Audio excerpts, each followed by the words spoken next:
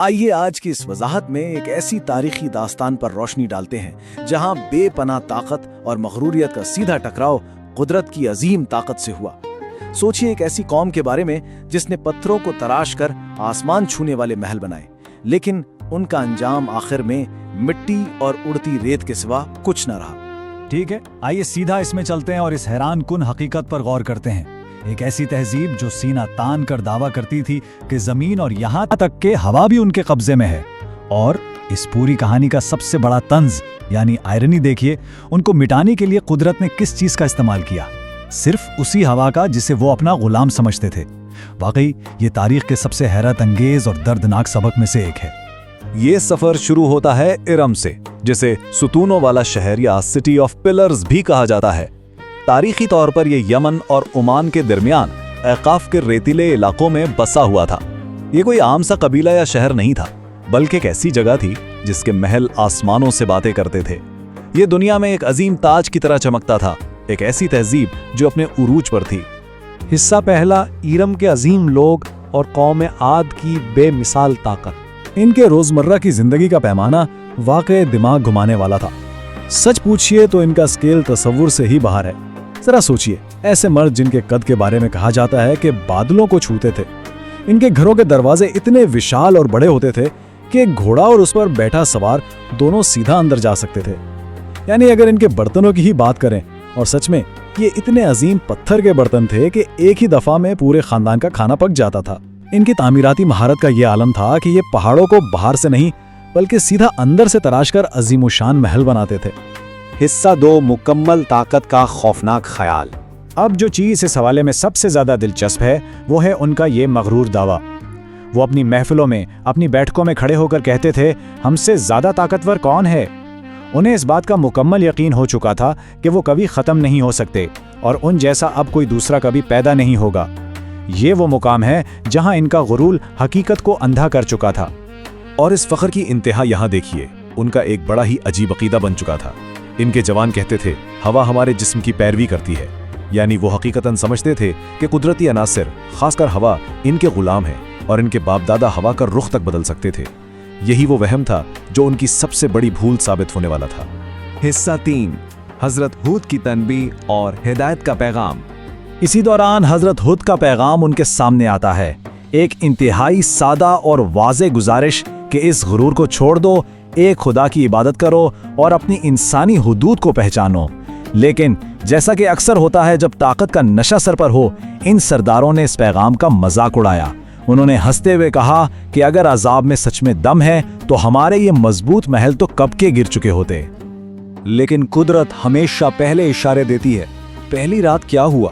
آسمان میں ایک عجیب گہری گونج سنائی دی، پر عاد نے اسے یہ کہہ کر ٹال دیا کہ یہ تو بس پہاڑوں کی آواز ہے۔ دوسری رات زمین میں ایک ہلکا سا زلزلہ آیا، جانور بے چین ہوئے، مگر یہ مغرور لوگ پھر ہنسے اور بولے، دیکھا زمین بھی ہماری طاقت سے ڈرتی ہے۔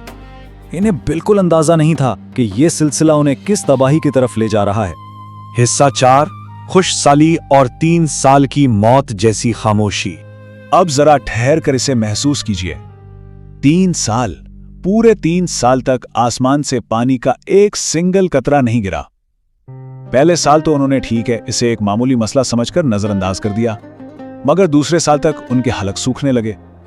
وہ عظیم الشان پتھر کے برتن اب بالکل خالی تھے اور مویشی مرنے لگے تھے۔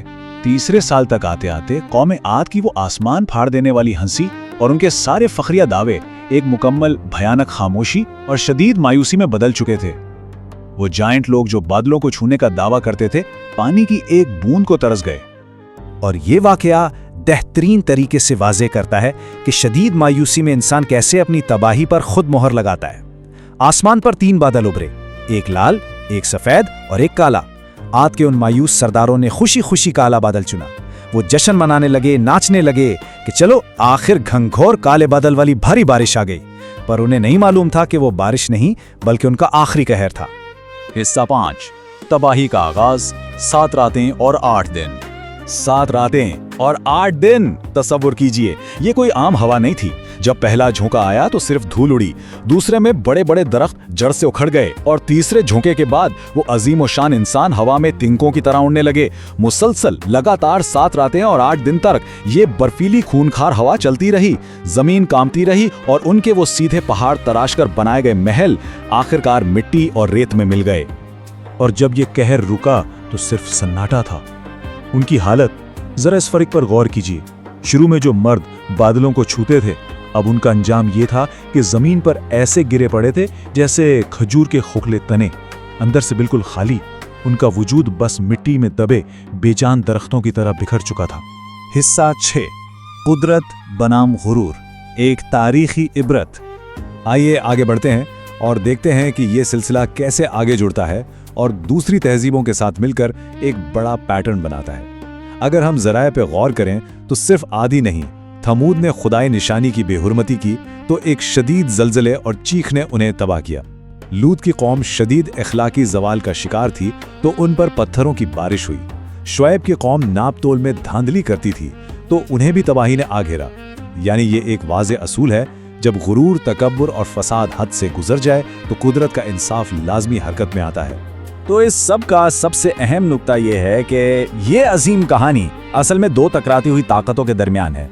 एक तरफ है इंसानी गुरूर, जहां हमेशा जिंदा रहने के दावे हैं, फिजिकल ताकत का नशा है और हवा पानी पर कब्जे का वहम है। और इसके बिल्कुल मुकाबिल ठीक दूसरी तरफ कुदरती ताकत है, जिसका फितरत पर वाकई मुकम्मल कंट्रोल है, जिसका वक्त अटल है। यानी जो हवा इनका सबसे बड़ा फखर थी, वही आखिर में इनकी कब्र बन गई।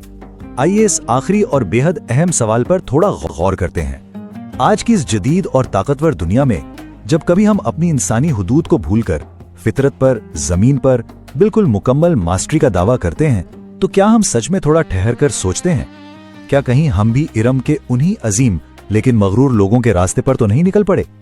ये एक ऐसी तारीखी सबक आमोज दास्तान है जो हमें हमारी असल औकात याद दिलाती है। इस गहरे ख्याल के साथ हमारी आज की ये वजाहत यहीं पर मुकम्मल होती है।